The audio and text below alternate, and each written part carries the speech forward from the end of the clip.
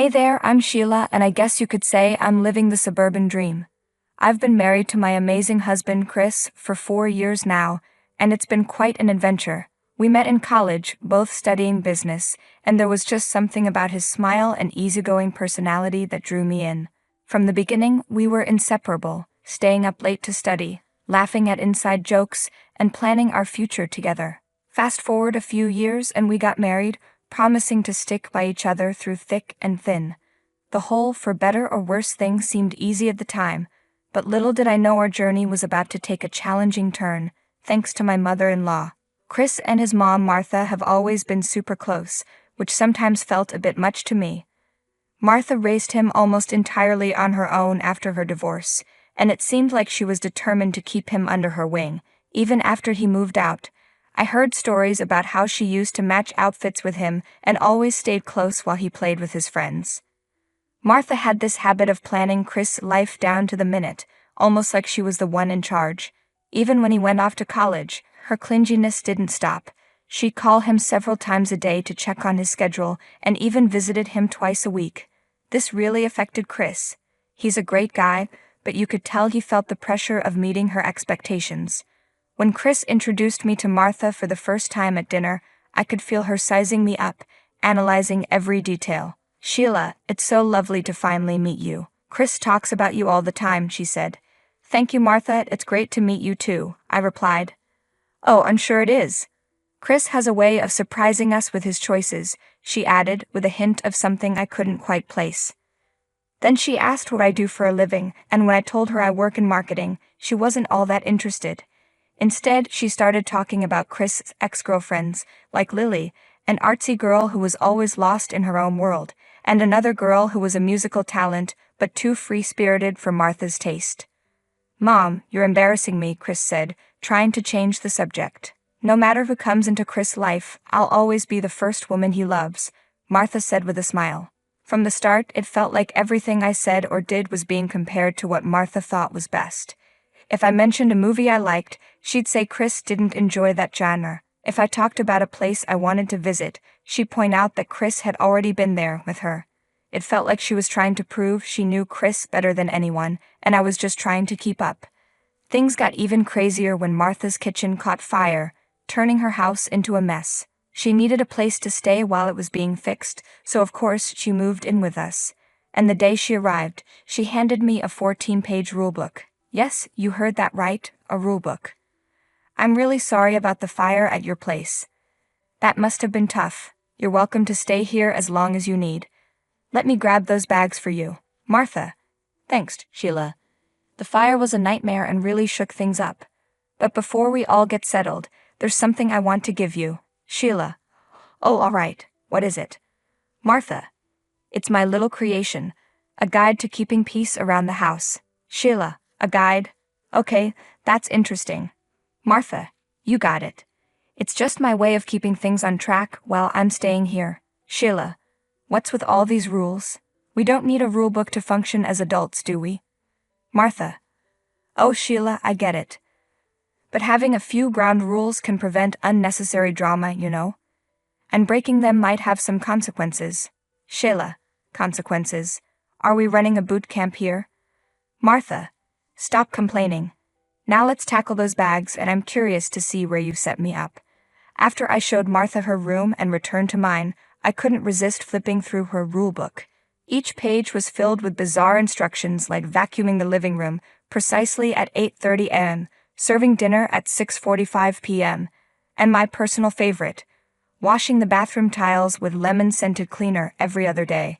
I was shocked. What kind of controlling behavior was this? When Chris got back from work, I showed him the rulebook. Before bed, we both started laughing at how ridiculous it was. It felt like we'd stepped into another world where everything was super organized. "Chris, okay, this one takes the cake. Arrange the spice jars in alphabetical order. I guess our spices are getting a degree in linguistics." "Sheila, and don't forget Gourmet Tuesdays, where I apparently have to whip up a 5-course meal from scratch. That's one way to turn our kitchen into a Michelin-star restaurant." "Chris, you know, honey, my mom means well, but she needs to realize that I'm grown up now. This is our house, not hers. We have our own way of doing things." "Sheila, You're right. So promise me you won't take this rulebook too seriously. It's just her way of showing she cares, even if it's a bit eccentric. Chris, deal. No alphabetized spices or gourmet extravaganzas in our future, I promise. The next morning, I woke up to find Chris already dressed and ready for work. He kissed me goodbye, and I noticed Martha's rulebook still sitting on my bedside table. It was around 8:00 a.m., and according to the book, I was supposed to vacuum the living room by 8:30 am. Yeah, right. I took a shower, got dressed, grabbed a granola bar, and left for work before Martha could catch me. When I walked in after a tough day at the office, hoping to relax on the couch, I was met with chaos. Chris and Martha were in the middle of a heated argument in the living room. Martha was clearly upset. Martha, Chris, I'm really struggling to understand why Sheila can't seem to respect the rules I've set in this house. Did you notice she just left for work this morning without doing any of the chores? Chris. Mom, we've talked about this. The house is turning into chaos, and it's all about maintaining order, right? But I've grown out of those rules. Martha, rules are how I raised you, and they're still important. You think you know him better, Sheila? Because I distinctly remember him asking for pancakes every Sunday morning when he was a kid. Sheila, Martha, seriously? Who do you think you are? This is our house. Martha. This is my son's house, and it belongs to me as much as it belongs to you. Sheila. Excuse me, Chris? Chris. Mom. I need to come clean. This is Sheila's house. She owns it. Martha. What? How is that possible? Sheila. Martha. When Chris and I got married, my parents gifted me this house as a first anniversary present. It's under my name. Martha. Chris, you never told me that. Chris. I didn't want to complicate things, Mom. I let you believe the house was mine, and I'm really sorry, Mom. After Chris stormed off dramatically, I was left standing there, completely dumbfounded by what he'd just revealed. My mind was racing, trying to understand why he'd lie about something as big as our house. Chris had never lied to me before. He'd always been the sweetest, most genuine guy. I took a deep breath and headed to our bedroom, gently pushing the door open. There he was, Chris, looking like he was drowning in guilt. Sheila, hey, can we talk? Chris. Yeah, I guess we should. Look, I'm not mad or anything. I just can't wrap my head around why you'd lie about the house, of all things. We've always been open and honest with each other. Chris, I know, honey. That's what's been eating me up. I should have just told you the truth from the start. Sheila. Okay, so what's the deal? Chris. It's my mom. She's always been on my case. Ever since I was a kid, she's had these expectations about who I should be and what I should achieve. It's like she wanted this perfect version of me. Sheila. And you thought lying about the house would… what? Impress her? Chris. No, not impress. More like avoid disappointing her. She's always been proud of being in control of things. I thought if she found out that you're the one who actually owns the house, it would shake things up. She'd be disappointed in me for not being the son she wants me to be. Sheila. Chris, you're your own person. You've always been kind, hardworking, and true to yourself. You're the man I fell in love with. Why does she get to define your worth? Hearing Chris's backstory with his toxic mother really hit me hard. Growing up with that kind of negativity had made him feel like he had to lie to his own mom. The whole situation was so unfair. Chris, the most laid-back and caring guy I knew, was carrying around this heavy baggage from his messed-up family. He deserved better. A childhood that didn't leave him feeling like he had to lie or prove himself. What really got to me was how toxic Martha could be. It made sense why she had no friends and had nowhere to go when her kitchen burned down. I was angry that she had this hold over Chris, making him feel like he had to lie to keep the peace. Her toxic presence was poisoning everything in our lives. The next day was seriously weird.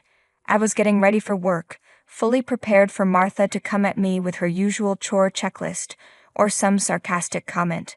But to my surprise, she was completely silent. I left for work feeling a mix of relief and suspicion, wondering if this was the calm before the storm. When I came home after a long day, hoping to relax, I walked into a complete mess. The furniture was moved around, and the vases and plant pots from my beloved indoor garden were nowhere to be seen. Sheila, Martha, what have you done? Martha. Oh, Sheila, I just thought the room needed a bit of a change. Sheila, change? Martha, This is our home.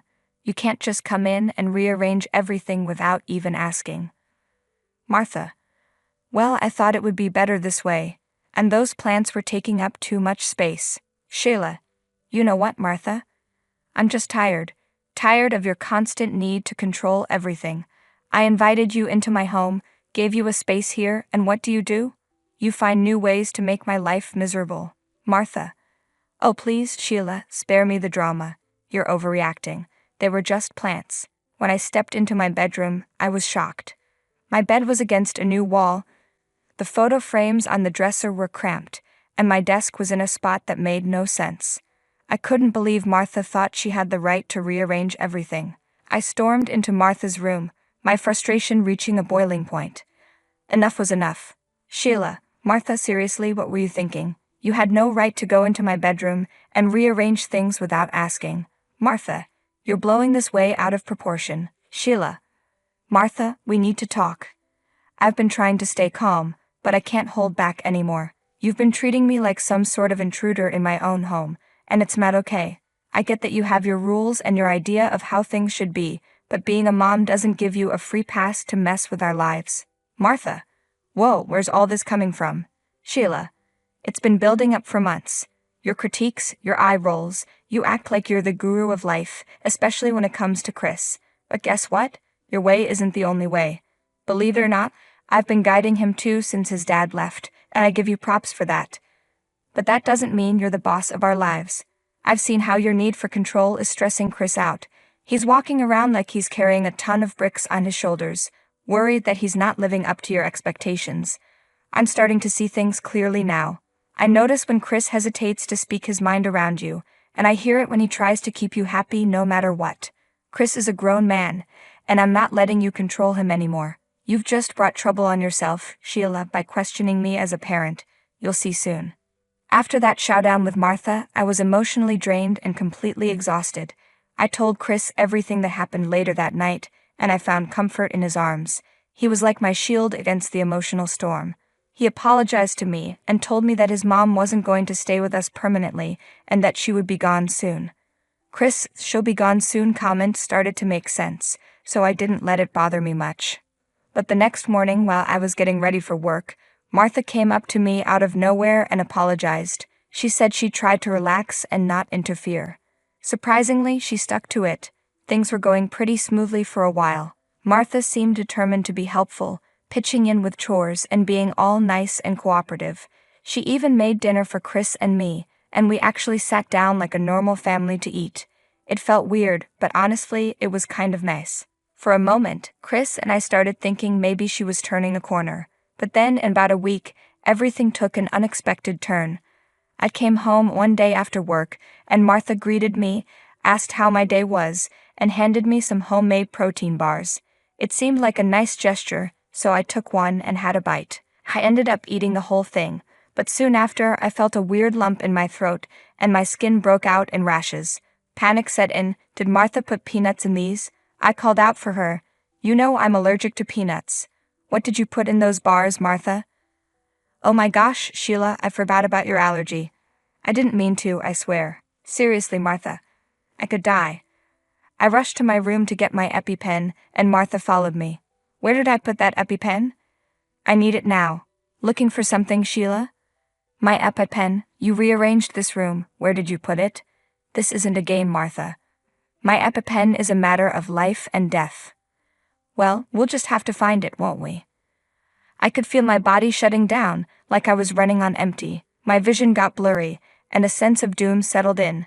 I knew things were seriously messed up. As I was trying not to black out, I heard Chris's voice cutting through the haze. He was on the phone, talking like his life depended on it. An ambulance arrived and the paramedics quickly got to work stabilizing me. The ride to the hospital was a blur, with sirens and beeping sounds all around. It felt like I was drifting in and out of a strange dream until I finally closed my eyes. When I woke up in the hospital, Chris was there, looking worn out but relieved. I was done with Martha's manipulation, her toxicity, and her complete disregard for anyone's well-being except her own. As soon as I was discharged, I had a serious heart-to-heart with Chris. He knew it was time to take a stand too. He had seen firsthand the damage his mother's actions could cause, and he was ready to set things right. A couple of days after I was discharged from the hospital, Chris and I went home. "Mom, we need to talk." "I don't know what Sheila told you, but it was all a mistake. Cut it out. You know what, Mom? I used to think I had a mother, someone who cared, someone who wanted the best for her family. But I was dead wrong. I didn't realize I had a monster for a mom, someone who's willing to manipulate just to satisfy her own twisted need for control." "Chris, no honey. I need to get this out, Mom. You've torn this family apart with your toxic behavior. You've taken every opportunity to belittle and demean Sheila, someone who's done nothing but support and care for all of us. And what did she get in return? Neglect and her allergies triggered because you forgot? It's sickening. You nearly killed Sheila. Let that sink in. You almost killed your son's wife. Didn't you even think about me once? Chris, please, I never meant for things to go this far. I know I've made mistakes, and I'm so sorry for what happened to Sheila." "Mom, listen carefully. You have two choices. You can leave on your own terms, or I'll make sure you're out of here. You can stay in a motel or wherever you want, but you're not staying here. This is where it ends, Mom. Our relationship, whatever was left of it, ends right here. I don't have a mother anymore, not in the way that matters." Honestly, I couldn't help but feel a twisted sense of satisfaction when Chris showed his mom the door. She loved him so much that it must have hurt like crazy to be rejected by her own son. But she deserved it after the protein bar situation. We've lost touch with Martha completely. No calls, no texts, no sign of where she went. It's like she vanished into thin air. And as much as I hoped she would grow and find her way, I can't help but wonder where she ended up. Despite all the drama, she's still Chris's mom, and that worry for her is still there. Chris ran into a couple of construction guys working on her house, and they told him she drops by sometimes to check on things, so I guess she's okay. Our home is no longer a battleground, and who knows if we'll ever get in touch with her again. For now, we're just trying to live in the moment.